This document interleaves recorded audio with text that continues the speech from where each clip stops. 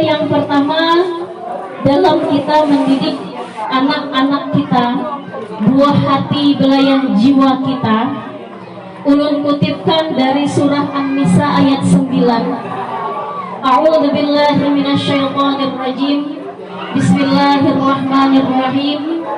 Wal yakhshal ladzina law taraku min khalfihim dzurriyyatan dhi'afa khafu 'alaihim falyattaqullah wal yaqulu qawlan sadida. Ini surah An-Nisa ayat 9. Dalam ayat ini Bapak Ibu mengandung dua nilai dasar. Tadinya tiga, kenapa dua juga? Kena sebetulnya dua dulu. Dalam ayat An-Nisa dalam surah An-Nisa ayat ke-9 ini mengandung dua nilai dasar yang mau kada mau wajib kita isi dalam bekal untuk mendidik anak-anak kita. Ayat ini Bu, Allah letakkan setelah Allah menguraikan hak kewajiban kita, aturan-aturan untuk membagi harta waris kepada anak-anak kita. Jadi ayat ini letaknya setelah aturan-aturan waris. Tahu Bu warisan? Jadi sebagian orang Pak memahami bahwa ayat ini berbicara tentang bahwa kita tidak boleh meninggalkan anak-anak kita dalam keadaan lemah. Artinya dalam keadaan tidak punya harta. Karena orang yang miskin itu ayatul kufra. Orang yang miskin itu lebih dekat dengan kekafiran.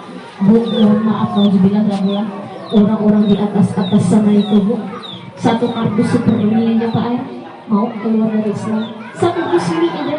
Saking miskinnya. Itulah kenapa orang bilang bahwa kemiskinan itu sangat dekat dengan kekafiran. Nah, jadi tapi sebagian mufasir salah berdiri habuna boleh yang sama berdiri ya. Jadi sebagian mufasir menjelaskan ayat ini justru bahwa betapa tidak cukupnya, betapa sedikitnya, berapapun nominal yang kita tinggalkan untuk anak-anak kita. Sebagai contoh Ibu, dalam sejarah peradaban Islam itu ada cerita tentang Bani Umayyah. Jadi dulu pada setelah masa Rasulullah ada masa namanya dinasti Bani Umayyah. Dinasti Bani Umayyah ini memiliki seorang khalifah namanya Al-Walid bin Abdul Malik. Singkat cerita, Walid bin Abdul Malik ini sudah di ujung kehidupannya, hendak meninggal. Al-Walid bin Abdul Malik ini sugih benar. Harta benda banyak berisi, binatang ternak sudahnya, kebun banyak benar, sugih benar. Jadi ketika Al-Walid bin Abdul Malik hendak meninggal, berbagi warisan. Singkat cerita, hitung Bu, satu orang anaknya Al-Walid bin Abdul Malik itu mendapatkan warisan sebesar 80 triliun rupiah. Kalau kita hitungkan dalam rupiah, jumlahnya 40 juta dinar per orang. Itu dinarnya lain dinar Kuwait Pak. Kalau dinar Kuwait masih rendah dinarnya. Ini dinarnya dinar emas. Makanya kalau dikali, belum tadi mencoba menghitung pakai HP ini kata awak cukup nolnya 80 triliun. Bisa lah Bu, lihat duit 80 triliun. Itu uang cash Pak, cash Bu, uang tunai. Jumlahnya 80 triliun. Nggak kayak apa? Jangan jadi tukang rokok, bisa hibah menjadi 80 triliun, belum lagi binatang ternak, kebun, tanah, bangunan dan lain sebagainya. Hanya uang cashnya saja 80 triliun. Singkat cerita, meninggallah Al-Walid bin Abdul Malik, digantikan oleh adiknya namanya Sulaiman bin Abdul Malik. Dalam memerintah, Sulaiman bin Abdul Malik ini lebih bagus pemerintahannya daripada abangnya.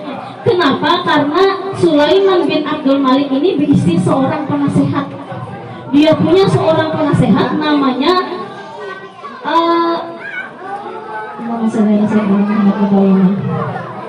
Umar bin Abdul Aziz. Sulaiman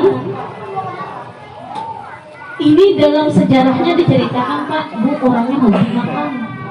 Hobi banget makan, kira kayak hobi juga makan. Bahkan dalam sejarah itu, Bu, diceritakan saking hobinya makan, si Sulaiman ini bisa menghabiskan 200 biji telur sekali makan. Waduh, lihat berapa, Bu? Tapi kira-kira tuh telur buyur, telur burung, malah nggih, telur ayam, telur bebek, waduh, kayak apa 200 biji itu?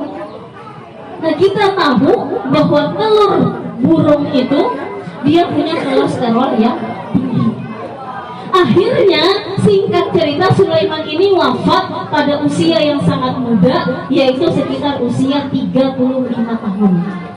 Pada saat Sulaiman mau wafat, dipakaikanlah baju kebesaran, baju khalifah kepada anaknya. Oh, ternyata anaknya anak kayak di mukanya tadi, nggak membaca surah Al-Fatihah, nah giginya hilang dua. Masih halus anaknya ternyata. Jadi jar Sulaiman, amun kayak itu, bahagialah orang yang ketika meninggal itu anaknya sudah dewasa karena bisa meneruskan tahta. Ujar penasehatnya, tidak wahai Amirul Mukminin, tapi orang yang berbahagia itu adalah orang yang meninggalkan anaknya, meninggalkan warisannya itu dalam keadaan yang kuat, iman dan takwanya kuat. Itulah orang yang bahagia. Lalu ujar Amirul Mukminin Sulaiman, kayak apa Amin? Siapa Amin dan kenapa ini anaknya masih halus, belum siap lagi menerima kepemimpinan. Jadi ujar nasihatnya, wahai Amirul Mukminin, takutlah kepada Allah dengan menjadikan seseorang yang bertakwa sebagai penerus penggantimu. Siapa yang kau maksud? Umar bin Abdul Aziz. Akhirnya singkat cerita, Umar bin Abdul Aziz menjadi pemimpin saat itu. Tetapi rupanya saat memimpin Umar bin Abdul Aziz ini banyak langkah ketujuh. Banyak langkah ketujuh. Kenapa? Karena orangnya betul-betul disiplin kayak jar ibu tadi. Ya Bu Ai, orang dan betul-betul disiplin itu ada banyak langkah ketujuh. Karena merepotkan ajar Bu Ai. Kepala sekolah tuh datang terdahulu, anak buah terlambat. Karena jangan kayak itu lagi lah. Jadi jangan anak buah cewek banget sih. Penyalit itu kan udah terlalu disiplin. Jadi Umar bin Abdul Aziz ini tidak disukai ketika jadi pemimpin karena banyak yang terganggu kepentingannya. Singkat cerita, Umar bin Abdul Aziz ini 2,5 tahun memimpin dalam masa Bani Umayyah itu diracun sedikit demi sedikit melalui makanan. Jadi masa kepemimpinannya singkat, hanya 2,5 tahun. Ketika meninggal, mau sakaratul maut, hendak wafat, Umar bin Abdul Aziz ini membagi harta kekayaannya kepada anak-anaknya. Berapa harta kekayaan yang dibagi kepada anak-anaknya? Hitung, kali, bagi.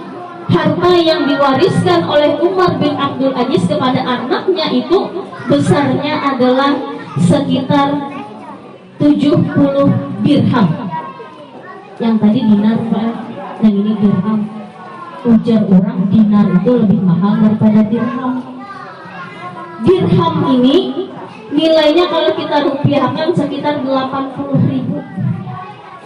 Jadi 70 dirham dikali 80.000 itu sekitar berapa? 7 kali 8. Ayolah asik. Nah, mukades juga. Pedagang mukadesnya lakas itu. 560.000 warisan anak Umar bin Abdul Aziz. Anak khalifah, Bu, anak presiden, anak pemimpin negara, warisannya 560.000. Amun pian diberi saya itu ngambil ada sedikit banget. Jadi setelah itu datang adik iparnya oleh Umar bin Abdul Aziz tadi, namanya Ma'salamah bin Abdul Malik, adiknya oleh Sulaiman tadi. Ujar Ma'salamah, wahai Amirul Mukminin, jangan terlalu tega lawan anak memberi warisan saya itu. Bahkan apa sih itu anak miskin? Seitunya ada duitnya. Wahai Amirul Mukminin, jangan terlalu tega lawan anak kayak ini aja. Anak yang itu wasiatkan kepada ulun. Biar ulun menggaduhnya, biar ulun ngongkosinya, biar ulun yang merawatnya. Pokoknya wasiatkan aja, bariakan dia anak pian lawan ulun. Ujar Umar bin Abdul Aziz, wahai Mas Salamah bin Abdul Malik, sesungguhnya aku telah mewasiatkan anak-anakku ini, aku telah menitipkan anak-anakku ini kepada orang yang lebih kaya dari engkau. Aku titipkan anak-anakku ini kepada Allah Subhanahu wa ta'ala. Jadi singkat cerita, 20 tahun kemudian tumbang masa kejayaan Bani Umayyah digantikan dengan masa Bani Abbasiyah. Pada masa itu 20 tahun kemudian ternyata anak-anak yang mendapat warisan 80 triliun tadi Bu menjadi buronan negara, menjadi pengemis di pinggir jalan hanya untuk menyambung hidup. Sementara anak Umar bin Abdul Aziz yang mendapat warisan 560.000 tadi menjadi orang yang penyumbang terbesar, pembayar zakat terbesar pada masanya. Jadi warisan sebesar apapun Bu, ada gunanya. Itulah kenapa Allah bilang falyattaqullah, maka bertakwalah kepada Allah. Itu nilai dasar pertama kita dalam mendidik anak buah hati dan jiwa kita. Suatu ketika Ubay bin Ka'ab berbicara dengan Umar bin Khattab. Ujar Ubay bin Ka'ab, wahai Umar, tahulah pian apa itu takwa. Dua pian tahu takwa loh. Masjid Takwa. Pernah lagu mendengar takwa? Pernah lagu mendengar takwa? Rajin, rancak. Kira-kira Bu, apa yuk artinya takwa itu? Orang yang beriman, beramal soleh, dan apalagi Bu? Bilanya dapat, ulah balik kunjuin. Sapiringan, ambil. Taat, apalagi Bu? Biar salah kan udah ikut juga. Jadi ujar Ubay bin Ka'ab, saya ilustrasikan begini. Wahai Umar, pernahkah pian berada di suatu tempat yang gelap, temaram, tidak ada lampu, tidak ada penerangan, hanya mengandalkan sinar bulan? Sementara di jalan itu penuh onak dan duri, penuh lubang, penuh berbahaya jalan itu. Pernahkah engkau melewati jalan seperti itu? Pernah, ujar Umar. Apa yang engkau lakukan, ujar Ubay? Maka aku berhati-hati, ujar Umar. Fadzalika taqwa. Maka itulah yang namanya takwa. Maka takwa itu kalau kita terjemahkan secara singkat, itulah hati-hati. Hati-hati menjadi orang tua. Hati-hati dalam berbicara, hati-hati dalam berbuat, hati-hati dalam bertindak. 1 kali 24 jam, 7 hari dalam seminggu, 30 hari dalam sebulan. Itulah menjadi orang tua yang hati-hati. Bila laki datang membawa duit beli ke rumah 50 juta, maka si istri solehah itu pasti bertakon, duit mana abahnya, duit tentang mana gini ya, kita dibawa duit 50 juta, list apa. Tapi istri yang solehah kada tanya dulu dari mana asalnya, duit apa abahnya. Ya suamiku, wahai suamiku tercinta, suamiku tersayang, sesungguhnya kami para istri ini sanggup aja menahan lapar, sanggup aja menahan kami melihat tetangga baju hanyar, sanggup aja hati ini menyandang tetangga muka mobil hanyar, sanggup kami menyandang, tapi kami gak ada sanggup menyandang panasnya api neraka. Maka katakan suamiku, ini duit apa? Duit orang, pengandang. Apa sih ya? Duit orang pengandang soalnya. Itu adalah nilai dasar dalam mendidik anak yang pertama. Lalu ada nilai dasar dalam mendidik anak yang kedua. Kita sampai jam berapa Bu? Sampai jam 3. Tahu mak juga sini. Ada kunci jadi bu. Nilai dasar yang kedua dalam mendidik anak. Dalam terakhir surah An-Nisa tadi dikatakan falyaqulu qaulan sadida, dan katakanlah kata-kata yang benar, kata-kata yang lurus, kata-kata yang tidak bengkok. Bu, Pak, Bu, Kak, bingung banget. Lapar sebenarnya. Godaan dalam melakukan qaulan sadida, godaan dalam menerapkan, mengucapkan kata-kata yang benar, kata-kata yang lurus itu tidak mudah. Banyak cobaannya. Ulun ilustrasikan begini karena anak-anak kita masih di PAUD. Ulun contohkan kayak ini. Anak tuh kayak yang sebelah makhluk halus tuh. Makhluk halus itu bu, ketujuhnya apa? Buka-buka, ya lo. Buka-buka itu ketujuh benarnya. Ketujuh benar buka-buka. Lalu perintah buka-buka, coba gugur. Ibu yang pertama akan bilang kayak ini. Nah, jangan gugur kalau jangan buka. Gugur kalau nasi sambil menambahinya. Itu tipe ibu yang pertama. Bujur kada kamu? Bujur ya anaknya.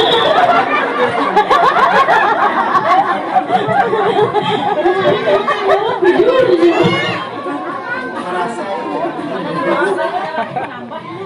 Lalu nambah tes sedikit. Tipe ibu yang kedua. Bujuk ya anaknya gugur. Jadi jar mamanya, ya batu ini nakal. Kenanya batu nih, mama buang batu nih. Sudah naklah, jangan menangis naklah. Batu gue yang salah. Ada kata bu yang kayak itu? Mananya? Kenanya batu tuh makai. Sudah naklah, jangan menangis naklah. Yuk pintar, sini saya. Boleh ke bu? Maka anak akan belajar blaming others, menyalahkan orang lain. Kena setelah dewasa, setelah ganang, nah kenapa nilai matematika ikan 50? Gurunya main kan bisa ngajari. Gurunya nggak bisa ngajari main, makanya nilai Indonesia itu. Karena terbiasa menyalahkan orang. Ada lagi tipe ibu yang ketiga. Ujar ibu yang ketiga, anaknya gugur.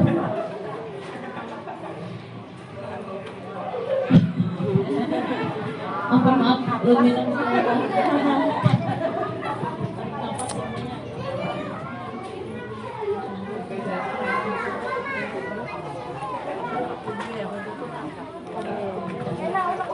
Lalu nang bujur nang kayak apa bu? Kayak itu salah, nang kayak ini salah. Nang bujurnya bila anak bujur kayak apa? Dipanderi apa? Kalau sampai pander, bilanya gugur kan usah banyak pander. Diamkan saja, jangan dipanderi harapan dia menangis, tidak gunanya.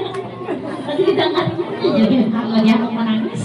Diamkan saja, setelah itu bilang, nah itulah kalau lari-lari pasti beresiko gugur. Resiko gugur kayak lari-lari. Itulah Pak, Bu, kenapa negara kita ini mungkin susah mencari kesebelasan yang bisa masuk Piala Dunia. Karena mulai halus sudah dilarang lari-lari. Mulai halus kada boleh lari-lari sudah. Jangan lari. Pokoknya jangan lari. Bisa gugur. Gugur. Didoakan mamanya. Gugur deh. Pas gugur-gugurnya. Ini diamkan saja dulu ketika dia jatuh. Nah, hari ini kamu belajar sesuatu. Kalau kamu lari, bisa jadi kamu jatuh.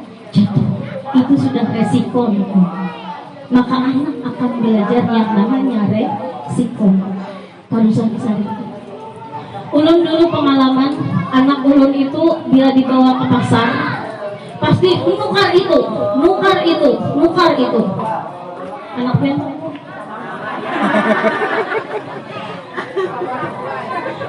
Lalu melalui parenting ini ulun belajar. Anak itu pahamkan dulu konsepnya.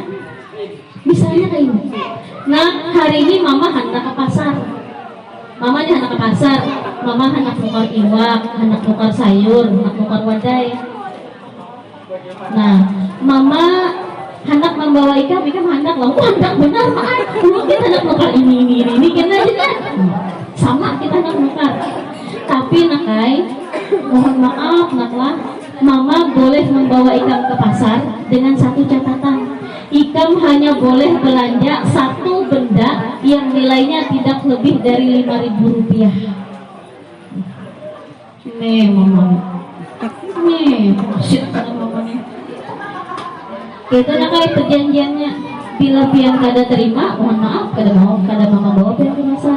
Bila pian hendak empat mama ke pasar kayak itu, maka anak biasanya akan jamaah. Maka itu peraturan sudah terbentuk di dalam kepalanya. Ketika dia sampai di pasar, matanya abang melihat pesawat, matanya hendak benar nukar mobilan, hendak benar nukar es krim, tapi harganya lebih dari 5.000. Maka dia akan berpikir, ujar mama tadi 5.000 aja. Nah itu harganya 40.000, berarti kan awal.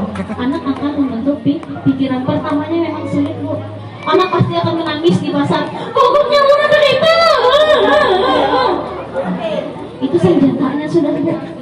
Tapi pian harus tetap konsisten. Pian harus tetap yakin. Pian harus tetap jalankan peraturan tadi. Jangan lemah dengan air matanya. Pertama mungkin dia kayak itu, tapi seterusnya dia akan mengerti bahwa ada aturan yang harus dia jalani. Ada anak yang ketujuh benar apa karena tuh memanjat-manjat, bernaik-naik. Biasanya mama akan bilang apa? Aku turun. Kada ikan turun. Kada turun kok pambat ikan do kayu. Iya mabu. Jujur lah Bu. Bapak seharusnya nang kayak apa buang-buang energi ibu. Anak kada belajar apa-apa, inya hanya belajar bahwa mamanya panyarikan.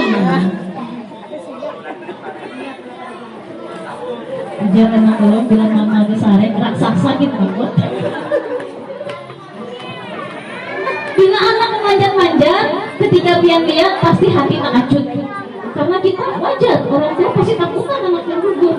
Tapi katakan saja, oh hebatnya anakku bisa naik sampai ke atas. Pintar, sudah hebat, sukses semuanya sampai ke atas. Tapi pian bisa anak turun nak. Bisa kan anak turun sampai ke bawah dengan selamat. Mama tunggu di bawah anak lah. Atau bisa juga ada orang bekerja di atas sini. Nah, maka kalau ada paksaan kayak itu, ibu bisa bilang gini, nah, pian turun sorangan kah atau mama kayak menurunkan? Anak yang pemberani biasanya ulun turun sorangannya, ulun bisa. Anak yang pemberani biasanya akan tertantang. Itulah kaulan sadida. Ada lagi mamanya, jar mamanya Bu Ai. Nah, ambilkan tentang tempe di motor mama tadi ketinggal. Mama nih, bukan dia asik main lah, mau lagi luar, perang lagi. Menyuruh harus mamanya. Nah, pian tuh sudah ganal nakai. Kenapa kada mau membantu mama? Sarik mamanya kada mau dibantu, ambilkan ke tempe ketinggal di motor. Lalu ujar anaknya 5 menit kemudian, "Mak, lihat Mak, ada pop-it bagus, Mak. Tuh katakan ini sih, Mak. Heh, ikan tuh masih halus. Ada boleh main-main kayak itu. Ada baik." Anak bingung, Bu. 5 menit yang lalu dia sudah ganal. 5 menit kemudian dia masih halus. Jadi tanpa sadar kita ini merusak training otak anak kita tentang konsep ganal dengan halus. 5 menit yang lalu dia sudah ganal, 5 menit kemudian ini masih halus. Karena yang kita tanpa sadar. Kasih ngomong gepsek semuanya. Demi kepentingan kita kan tidak keluar duit makanya mainan. Demi kepentingan kita sudah merusak otak anak kita, menghancurkan konsepnya tentang besar dan kecil itu. Malah bingung. Tadi ujar aku nih sudah ganal, sekarang aku nih masih halus. Lalu ada lagi boy, nang anaknya gugur tadi. Tepuk dia anaknya gugur. Nah, gugur karena enggih. Ada bapak, ada sakit. Ada sakit makai. Kuatlah, ada sakit lah. Bagus kan itu? Kayaknya bagus lah melajarkan anak supaya tangguh. Padahal coba gini bu, nanti saat bapak ibu usia 65 tahun,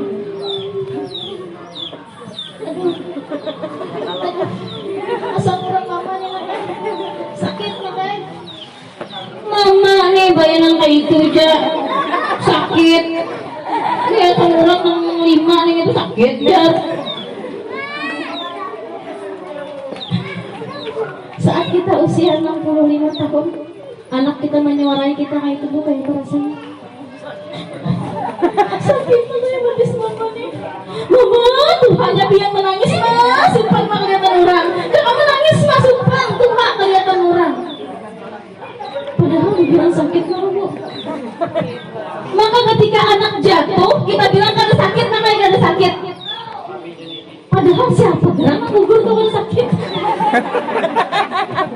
Kita sudah merusak mental anak kita. Kita menghilangkan kepekaan terhadap anak kita.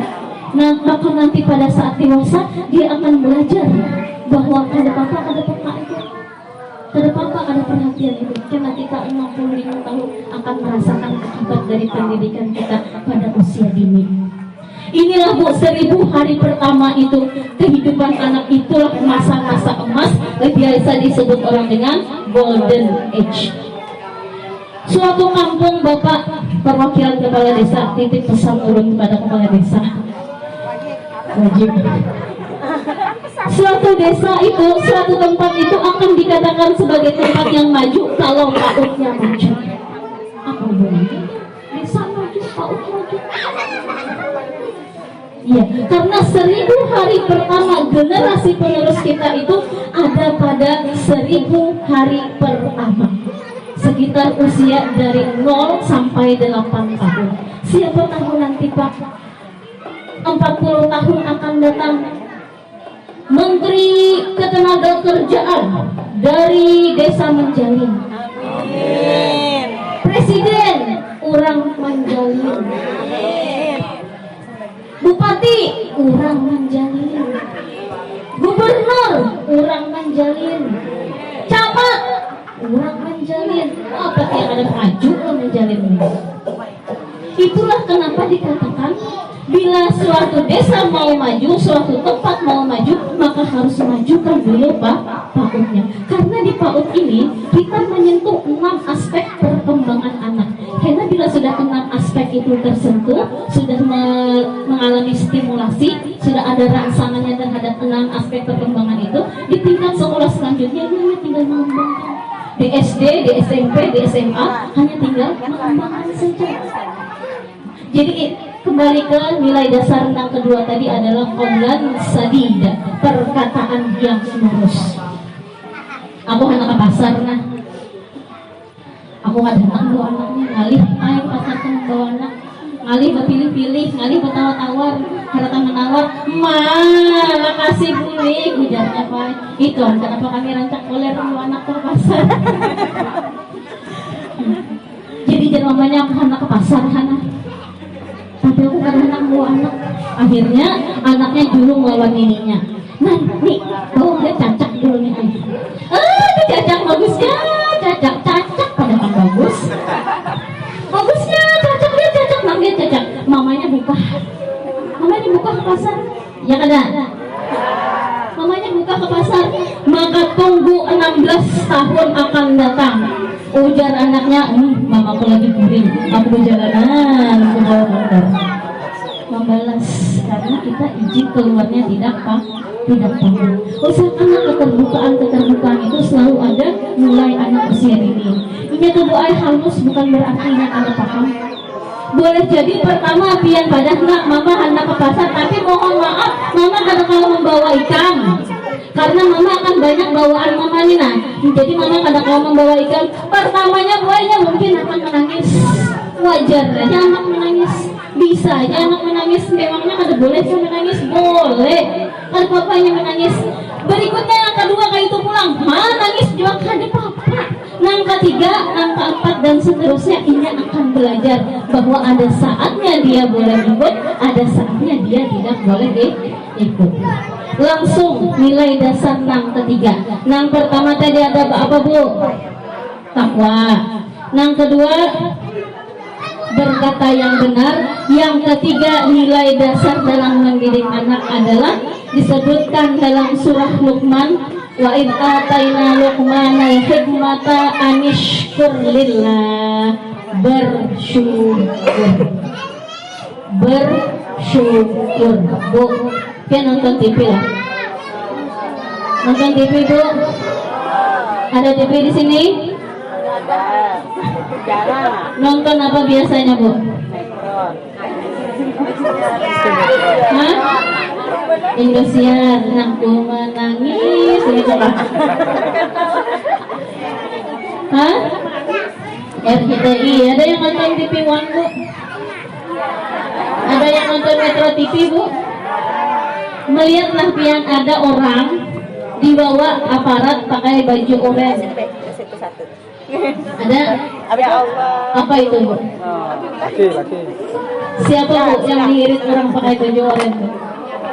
Koruptor di sini kan, koruptor pakai baju oranye disiarkan live seluruh Indonesia melihat. Itu orang Bu, bukan orang miskin. Itu orang bukan orang akademisi apa-apa. Itu orang bukan orang ada berpendidikan tinggi, pendidikannya Bu bisa sampai profesor, bisa sampai doktor S1, S2, S3, tinggi itu orang berpendidikan Bu. Tapi kenapa bisa malunya sampai seluruh Indonesia melihat baju berompi oranye digiring oleh para aparat? Karena tidak ada rasa syukur. Nah, alhamdulillah nak, ayo kita makan. Hari ini ada iwak tempe dan makan. Syukur, makan gitu. Anak itu akan terbiasa menerima rasa syukur seiring dengan apa yang diberitahu oleh orang tuanya. Maka pandai-pandailah pian bersyukur. Nah, hari ini kita makan tempe aja lah. Tetangga kita nakai ada, nak mau makan. Nah, pian pakai baju ini dulu nak lah. Baju nang apa kan ingat dulu nang Korea tuh apa namanya di kita juga kata BTS. Lumayan nak banget bukan baju BTS kan lah lama ada rezeki inggih. Anak itu dia hanya mencetak, dia hanya menjiplak orang tua, dia hanya meniru orang tua. Bila pian kena percaya, pian tahu lagu kepala, pundak, lutut, kaki. Oh, kita nyanyi sama-sama ya Bu. Nah, supaya kalian mengantuk masuk tinggi hari mana sudah. Kepala, pundak, tangannya mana? Itu boleh gawin guru TK kan kira nyaman lah. Hari-hari saya nang itu kepala, pundak, lutut, kaki, kepala, pundak, lutut, kaki. Capaikan telinga. Nah, hidung. Mungkin capai hidung. Ayo. Telinga. Hidung.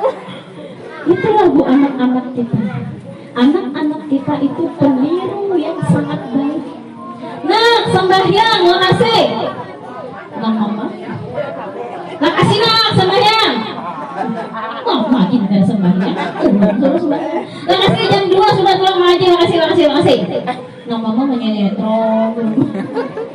Itulah anak-anak kita itu peniru yang sangat jeli, sangat bagus.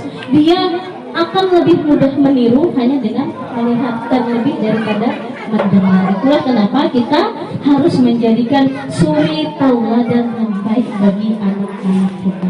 Berapa banyak Pak orang tua sekarang hendak anaknya kayak Imam Syafi'i. Berapa banyak orang tua sekarang hendak anaknya sukses.